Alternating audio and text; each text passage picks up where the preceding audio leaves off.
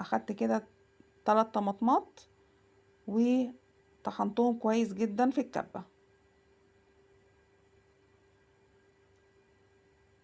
هاخد بقى الطماطم كده واصفيها في المصفى.